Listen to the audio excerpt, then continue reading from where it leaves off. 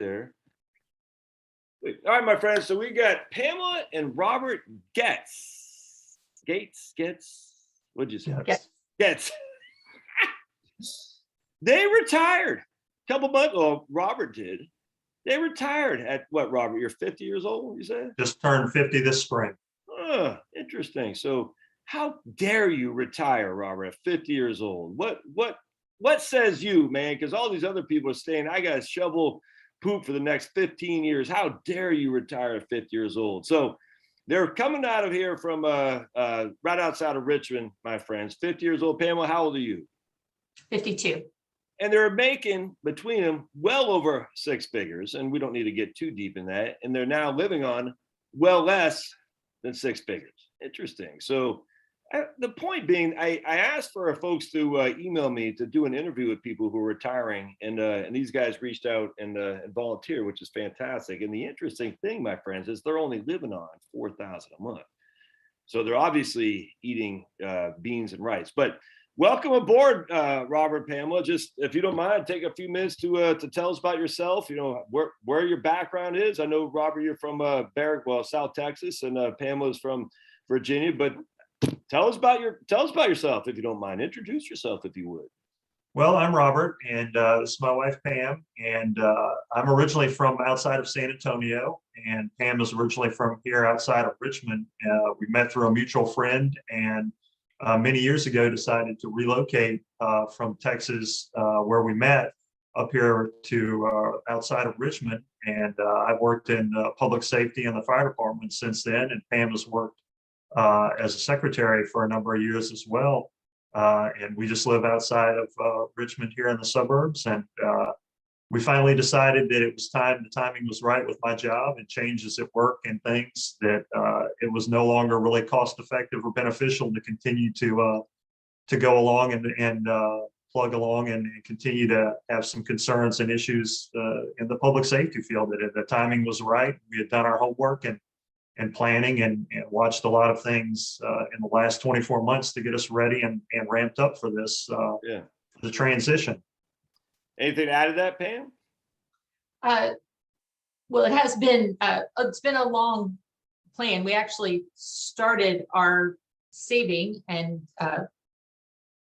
kept our expenses low for about the past, probably about 15 years. So it wasn't, even though the retirement came about kind of quickly after just planning over the last 24 months, we actually had a long-term plan in place for saving over time. And yeah, we're thrilled. He's at home to sleep all night, every night. And the firefighting job is one that by about age 50, it's about time to get out. It's a young man's game. So we're thrilled that we had that opportunity.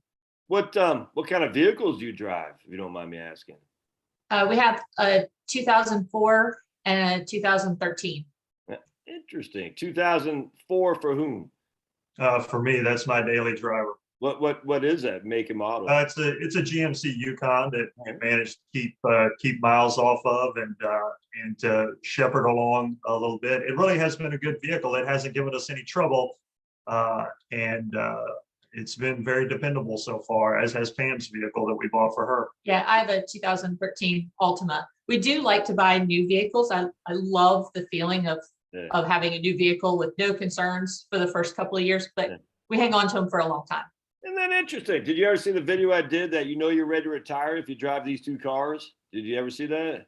I think we might have seen that. You might have mentioned like a Ford pickup truck and or a Honda Accord or something, that type of vehicle. 2007 Ford F-150 for the hubby, and a 2013 Toyota Camry for the wife. And it's not specific to Ford and Toyota, just the makes of the vehicles and the years of the vehicles, excuse me, which means you don't need to be flashy with your neighbors. Like, look at me, I'm driving something fancy, I made it. And I'm telling you, man, that and I did not know this before we went into this interview. I did not know what they drove. It's just, I've been doing this for quite some time. I had a pretty sneaky suspicion that they probably drove older models with probably decent mileage, but imagine that. So yeah, I like driving new cars too without having to worry about it. But I also don't like having a car loan, that's for sure. So, all right. So then you said, so Rob, you're 50 years old. You said firefighting is a young man's game.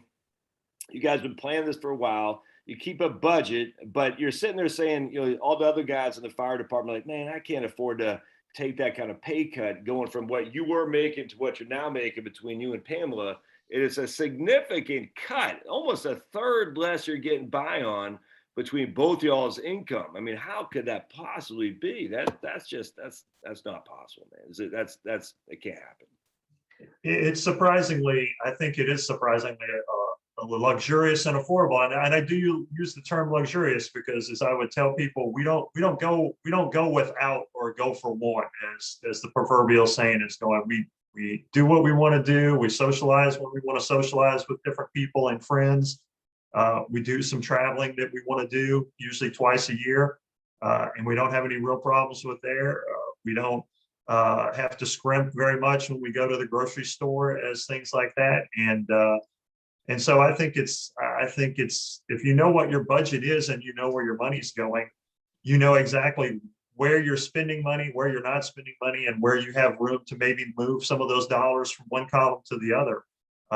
But I think when you don't have any debt and you've done your homework and you know what your budget is, I think it quickly can become apparent that you can have a lot without spending a lot. 100%. And you were also saying that once you got out of paying FICA, deferred comp, adding to your regular accounts and all this stuff, you're like, whoa, all of a sudden realize that even though you were netting X, when you factor all the deferred, the taxes and put money away and stuff, you're really only netting Y, because you're like, whoa, that's a pretty significant difference in the real dollars you're bringing home. That's correct. I looking at my pay stub as it comes in the form of a pension check versus my previous working pay stub. When you extrapolate out, when you take out the taxes for Social Security, FICA, I also was having to pay into the pension plan 5% a year. You remove that out, and then you remove around what was a very high deferred comp number as far as contributions in our case, because we had done our planning, we were putting a lot away. I'm bringing home argumentatively, well, not even argumentatively, straight up, I'm bringing home more money in retirement in the form of the monthly pension check than I was in the form of two checks a month for my working time at the department. And my human resources department sat down and had a conversation with me, and they have a formula that they use, and they showed how my hourly rate, if I had stayed longer than I did, my hourly rate was cut in half to continue to work, because I was giving up the form of the pension check and some other benefits in the pension.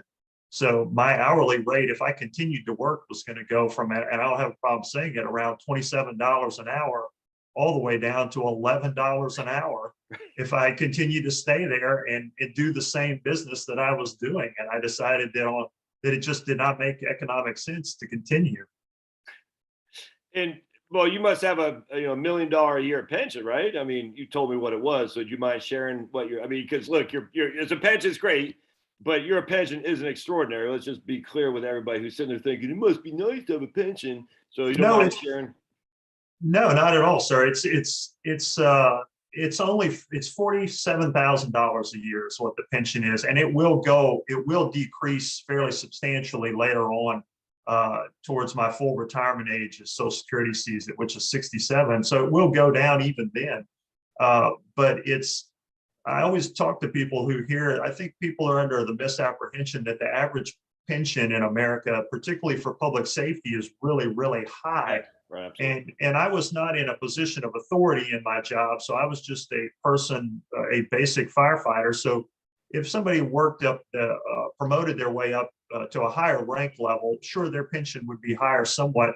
But I think people are under the misapprehension that government pensions, particularly in middle America and places other than California, New York, and Illinois, they see those things on the television and they think everybody walks away from those jobs with a six-figure pension, and that's not even remotely the case whatsoever. The average government pension is much, much, much lower long term. I got lots of sheriff's deputies and things of that nature, just local police force, and making $3,000 a month, $2,000 a month in pensions. Teachers, take away like those states you just said, New Jersey and stuff.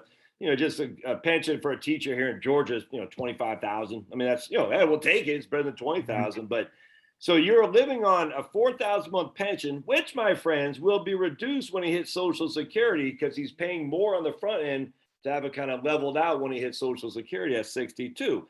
And so his pension at that point would be reduced, his Social Security. So it'll be the same $4,000 a month. But $4,000 a month is interesting because that's less than $50,000 a year. Huh.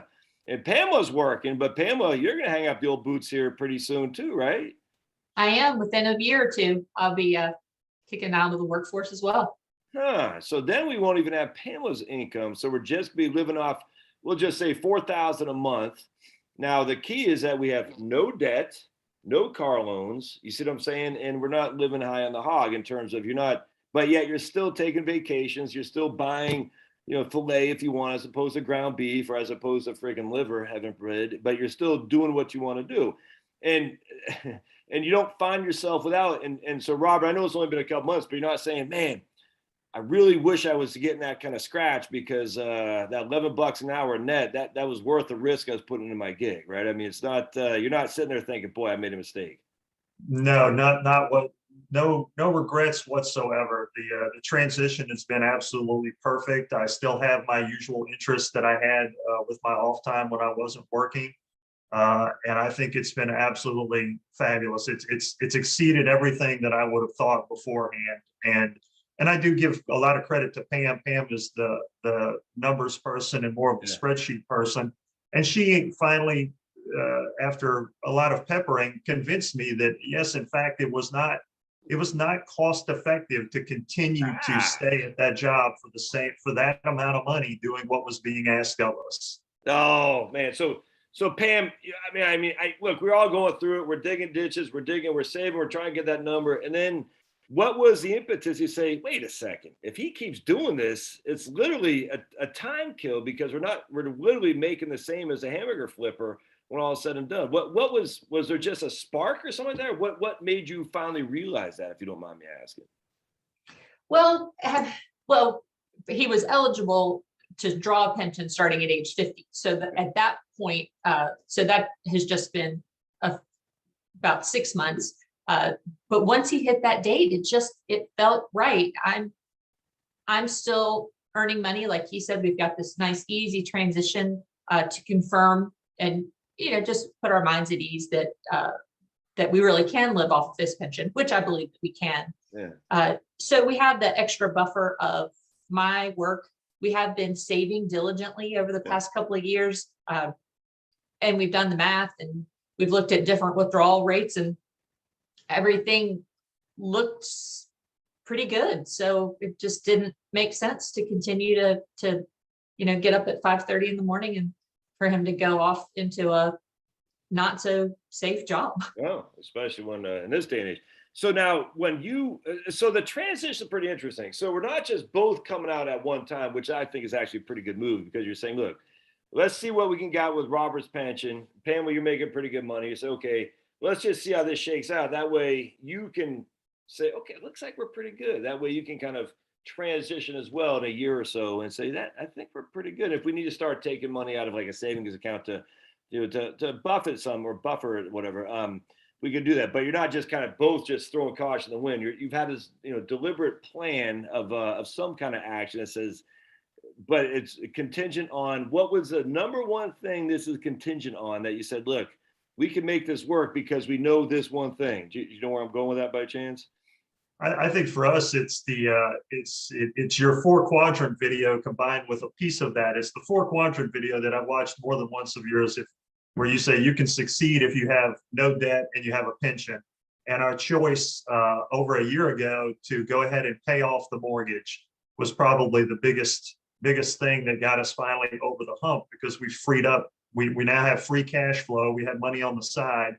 And we know that we have all our expenses covered because everything else is gone away. You had said something earlier. I think it was you, Robert. You say, and Pamela probably does the due diligence on a spreadsheet, but you keep it, but you see what your expenses are. You see what I'm saying? You actually know what they are. So you can say, if our expenses are $4,000 and Robert's budget's pension's $4,000, well, hell's bells. You don't need to be Albert Einstein to put those two together, but you have to know that number. Yeah, that's correct. Our core expense number is $36,500.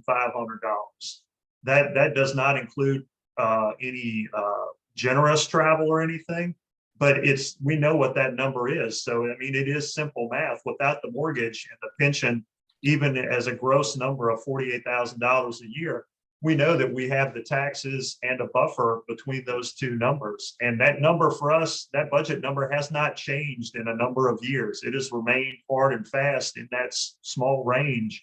And we know that we've avoided that lifestyle creep. And so that $36,000 budget, that's been the budget for the past 5, 6, 7, maybe even almost 10 years. Pam, you getting ready to say something too about that, the expenses? Right. Well, like he was mentioning that we have been tracking it for years. It makes it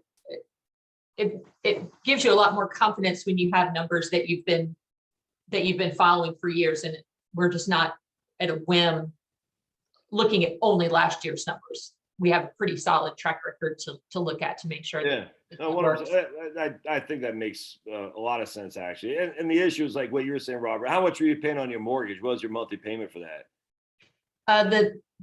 The minimum payment was $1,100, and we had been making additional payments on it for a number of years. So so that freed up a pretty significant amount per month.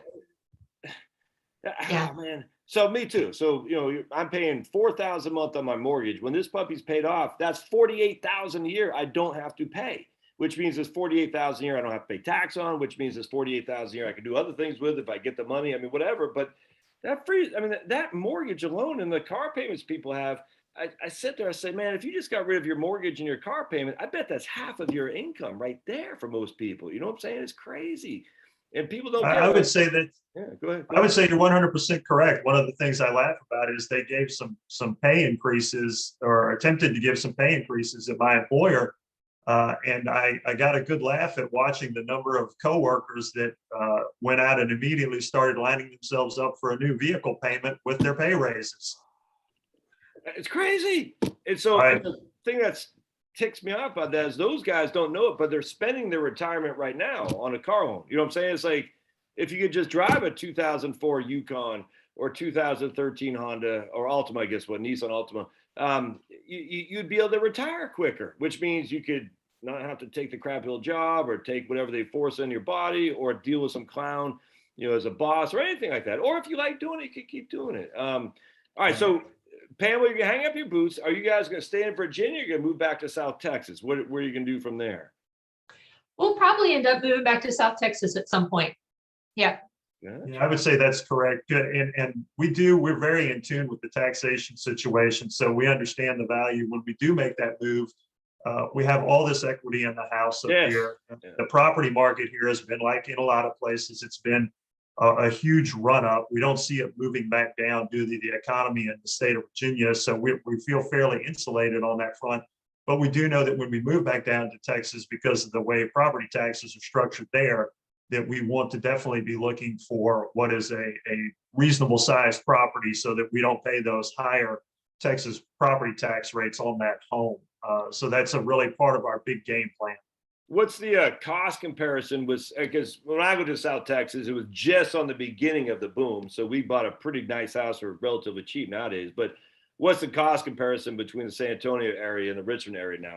Has it pretty much evened off, or is it still pretty decent to buy? I would say, I think personally, I think the property market, if you're comparing same, I would say my discussion is always, it seems to be that the same house here in Virginia can cost almost a third more than it does in Texas. Gotcha. So it's still, I'd say it's still fairly significant. Maybe in some respects it's 25%. Okay. But it's definitely inflated here compared to the different markets in Texas, particularly in South Texas, because the population boom in San Antonio and around that area has not been quite as large as it has in a place like Dallas. Yeah, airport. I mean, it's literally, I remember when I lived in South Texas, AT&T, they moved their headquarters to Dallas because the airport wasn't accommodating enough for those high flyer CEOs who needed to jump on a plane immediately and travel across the world.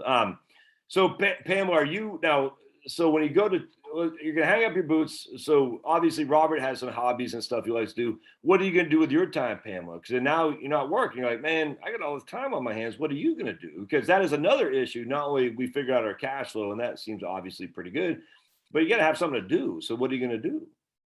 Yeah, that's a very good question. I'm more likely potentially to have a part-time job. I have had a part-time job for a number of years, working at a yarn shop. I am an avid knitter, so Oh, cool. I would likely be looking for a shop, job at a shop like that, or teaching classes, or Because I you like it. You like doing that do. stuff. I love it. I love it. So that, and we spend time every day at the gym and spend some time with our local church. So I would think that we would just explore putting more time into those activities. Doing things you like? What? This is America. You can't do that. Robert, what's your hobbies consist of? And by the way, again, if just for the people who are wondering why I keep looking on my shoulder, because one of my dogs is acting. Let me show you. I don't know what this guy's up to. You guys got pets by chance? What are you doing No, there, sir. Brady? Yeah, he's up to something. He's up to something odd. What do you do with your hobbies, Robert? My day is usually, I usually do a lot of exercise, walking outside, running outside. I'm an avid runner. Pam and I both like to exercise a lot. I do a lot of reading, mainly history reading. Yes. I like to read about history, and particularly nonfiction type stuff is what I read. We do have some joint television interests, so we usually watch a few things on TV a couple times a week together, some things, both current programs and others. But we basically just get along spending a lot of time together. The other thing I do is I have really gotten into broadening my financial knowledge in hopes of maybe down the road potentially setting up a financial coaching business, and maybe even considering taking the CFA exam, or CFP exam, I should say. Yeah. Mainly not so much from an income perspective, but just to try to help people that we know, as well as people in my business in public safety that they don't really get a lot of education. You don't have a lot of opportunity. And the thing we found in planning for retirement is very, very few financial planners understand pensions in the big scheme of things and how pensions can work in different localities. So I wish I could offer more of an opportunity to help people in my business in public safety and understand what their options are. Man, I tell you, the demand is huge. I'm just telling you, I'm not trying to be arrogant, but the emails I get, it's just me, just old Josh's t-shirt, you know what I'm saying? My dogs. And I tell financial advisors, say, man, you guys got to stop this having to manage money, because that's a no-win situation, except for you, the financial advisor. But start being a coach, like you said, especially if you have that knowledge of you, Robert, of public safety, firefighters, and things like that.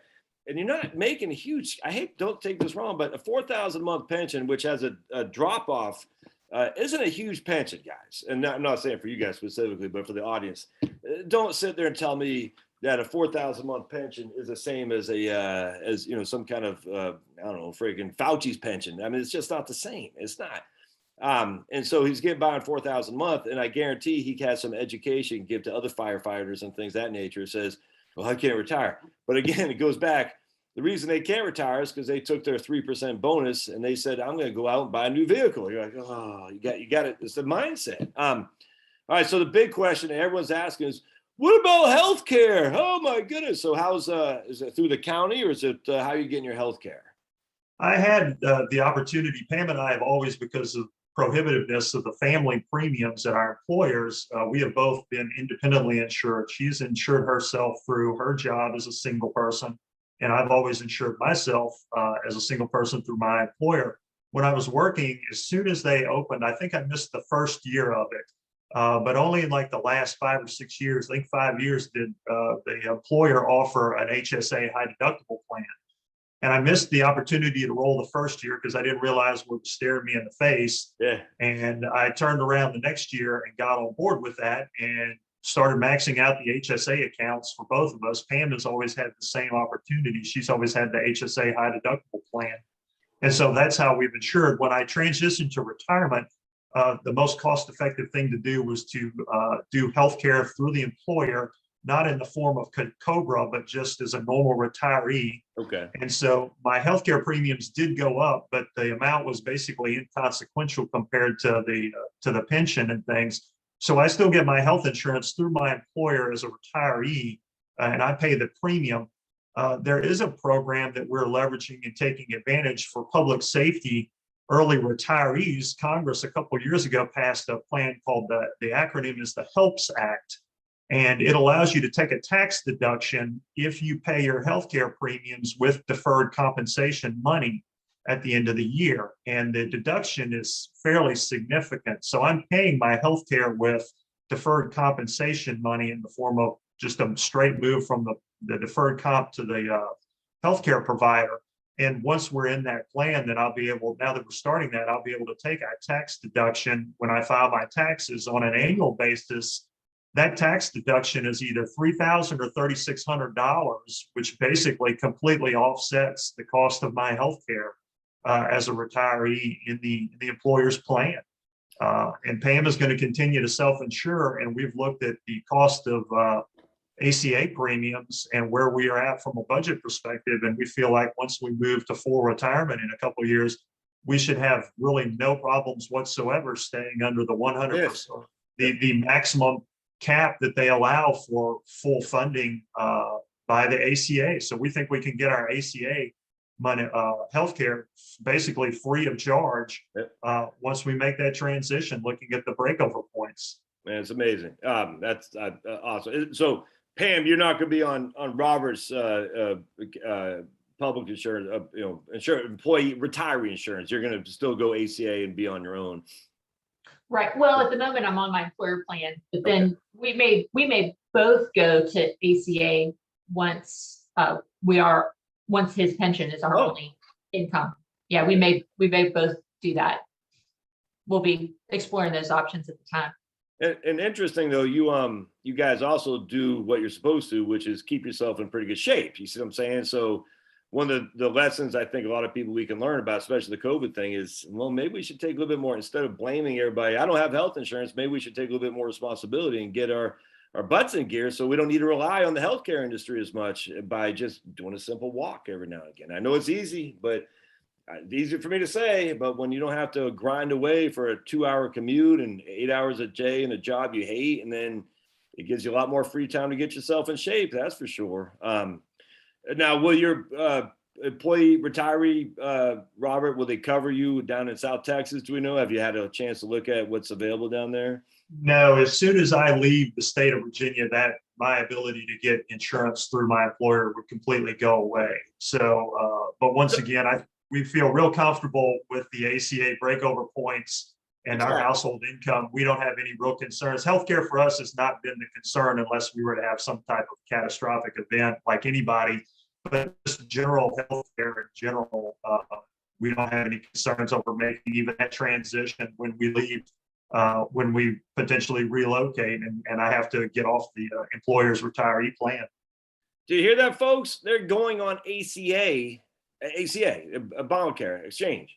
They're not getting it from, a fancy schmancy pension or retiree through Robert's firefighting years anymore once they leave to go to South Texas. Oh, crazy, because their income is kept below that threshold, like they're saying. It's like a big puzzle, you know what I'm saying, guys? It's like this puzzle. Like if you pull a string here, it tightens up. You see what I'm saying? It's just like this puzzle, but it all starts with how much income do you need? And if you can narrow that down. Oh, by the way, for all these people who say whole life is a scam, Robert, I don't know, but just you talked about it, so not to ignore you here, Pam, but Robert, tell us about what you did for whole life insurance, please, because I hate the idea of whole life as scam. It's no different than a firearm. It is either good nor it's bad. It is what it is. It's just an inanimate object. But would you mind sharing your experience with whole life and what you did with it and how it impacted you to be able to go into retirement? Because I think this is fantastic. Well, we had Pam for a time worked for an insurance provider here in town, one of the large national chain insurers, and we decided that we wanted some life insurance because of the nature of my job. We wanted more than what we were just getting through the employer. And I would say our experience was somewhat different. The partner that she worked for, the actual agent, was very friendly and knowledgeable at the time. And he put us into a whole life project, but at the time, or a whole life policies, But at the time, he structured it with us as such where it was something that we could afford at the time. Yeah. And it was straight whole life with a cash value build up. And you could choose to either take the dividends and apply them towards your premium, or you could build your cash value on the policies, which is what we chose to do.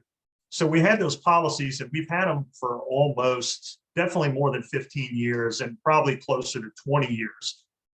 But in 2020, we were looking at renewals on the premiums and the policies, and we decided that the best thing to do, we had a very substantial cash value portion because of the company's reputation and solvency. And so we decided to liquidate. We basically, for ease of purpose, we had 4 whole life policies, and we decided we would liquidate 2 of those policies, lower our annual premium, and take that cash value and pay off our mortgage, which we did that. And by doing it as such, we avoided capital gains on these 2 policies with the government as far as how long we had them. So we took those policies, liquidated the cash value, paid off the mortgage, and we had some overage a little bit. So we put that money in a brokerage account that we have at Vanguard and just moved on and freed ourselves up from the mortgage payment, which we were paying. We had refinanced down to a 15-year, and we were paying more than the average payment. We were paying more towards the principal, but we got completely out from under that thing, liquidated those policies, and got out from having to pay quite as much in whole life premium. So we felt like it was a win for both sides of the coin. Anything to add to that, Pam? Because that's fantastic. Yeah, it's great, and we still do have some. We do have some coverage. We didn't liquidate all of our policies. Especially, I want to have coverage on him because the way that his pension is, if he dies, the pension payments end. Oh. So it's important for us, for him to still have coverage. Not so much for me, but at the moment we still do have policies on each of us that will keep at least for the next several years. And you took these out when you're in your early 30s, it sounds like. Yeah. Yes, sir. Interesting. Because when you're young and dumb and healthy, the life insurance, you're not likely to die, which means the premiums are quite low, which means the cash that you're adding to your cash value account has more chance to grow because there's less cost of insurance, which means, and especially this day and age where the interest rates are so low, the market is very dicey to say the least. I just wish people would take a second look at whole life insurance. And I'm talking whole life insurance. At Universal, I'm not the biggest fan, but whole life insurance, especially if you're young and have some positive cash flow, it can be used in so many ways. And, never going to make a grand slam home run, but I think it's a wonderful misunderstood tool that should be looked at that everyone should look at, especially if they're young in their 30s for sure. You just don't know. I wish I would have done it, man. I tell you.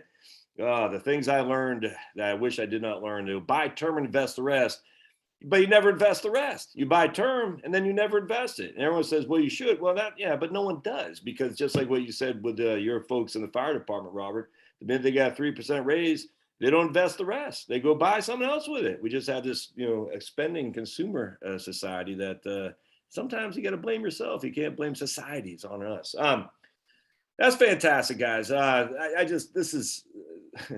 This is such a wonderful refresher that, I just think about it. If you're living off roughly $50,000 a year, married, filing jointly, you ain't paying much in income tax, first of all. You go to Texas, there's no state income tax. Yeah, a little bit of property taxes. Well, whatever. Then on top of that, ACA premiums can be freaking incredibly affordable. Then, Pam, you get a job doing something you like with yarn. Boggles the mind that there's enjoyment there, but hey, that's what I'm saying. You're reading history books. People are like, nonfiction. I tell you, but I get people say all the time, I can't believe you read nonfiction. I'm like, I like it. It's fun. It's just teach his own. But as opposed to, sitting there slaving away for some clown. I just think it's fantastic. This is exactly what I was hoping for people to hear, that if they think it through a little bit, man, they can make it work and do the knitting and do the reading of fiction. And real quick, I have a guy, he retired. He's outside of Houston, and he has a friend that owns a tackle shop, and I won't say where necessarily, but he loves fishing. So he's going to work part-time with this guy, on a tackle shop, and go out in the boat fishing. And he doesn't need the money necessarily, but it just keeps him engaged with people, keeps him doing what he likes to do. But you know, you don't need the money, but you know, it can't hurt. And he gets paid, you know, I don't know, $10 an hour, I have no idea, but to help people figure out how to bait, you know, fishing poles and stuff. I said, it's awesome. It's awesome. Ah. So what advice, real quick, and then we'll get you guys out of here. But what advice? We'll start with you, Pam. That would you suggest for people who are, you know, say 50 years old today? They're like, there's no way I can retire. Any advice you can give to them to get them kind of maybe thinking a little bit outside the box? Consider your spending. Really look at the things that bring you joy and bring you value, and determine if there's a place where you can cut your spending. And it's a bigger thing to tackle, but really venture into the tax code and determine where you fall now, where you might fall later. And you might find that the gap between what you need and what you make is not as big as you thought it was. Yeah, that's fantastic. That's but you got to take the initiative to start looking. No one's gonna do it for you. You know what I'm saying? No. Robert, anything? I mean, I know you got a lot of fire guys that are sitting there thinking, you know, well, if he could do it, I could probably do it too. But you know, what do you say to them? I would say there's just too much in the form of resources out there to not take advantage of opportunities. They're in front of everybody, no matter what your career, what your background is. The amount of educational materials that are available through your library, through places like YouTube, through online learning courses, through free courses that are provided. I think there's just way too much out there that people are just walking right past every single day to not get educated about things and understand where they're going to fall for the future, and also to prioritize what they think is best. For me, the ultimate decision to leave was not so much job dissatisfaction at times, even though it could be that. It was mainly primarily long-term health concerns, mainly sleep deprivation and irregular schedules and things. And I think people are, particularly in public safety, are sacrificing their long-term health for something that may never appear to them if they were given the option. And I think, again, the educational aspect, we've gotten so involved in understanding things like the ACA, the tax code, making sure our budget's right and things like that. And not every solution works for everybody or every couple or every individual, but there's just too much in the form of free resources to not take advantage of ultimately out there. And ultimately, I always give praise where praise is due. And the video that you've done that's been reposted recently, again, the 4 quadrants video between debt and pensions, is just the strongest message out there for people who do have advantages, maybe that some people don't. But most importantly, if you don't have any debt, you don't have anybody holding you back to make your own personal life decisions. Man, it's you know, Dave Ramsey, give him credit. He's the guy who started this whole thing on the debt stuff. And I tell you, man, I know a lot of people, you know, well, he doesn't like the whole life, but that debt stuff is kind of critical. The whole life and all the other stuff is secondary but that comes back to knowing your budget. And if you don't know your budget, you know, you're flying blind. No other way around that. And a lot of people don't want to know it because they want to be able to buy just on the whim. They want to be able to say, I want that. I'm going to buy it. And they're like, okay, but how are you paying for it? Credit card. Well, what's your credit card now? $4,000. You see what I'm saying? And you're spending your retirement now. Don't do that. That's fantastic, guys. So hang tight real quick. I'm just going to stop recording. Hold on just a second. And thanks again.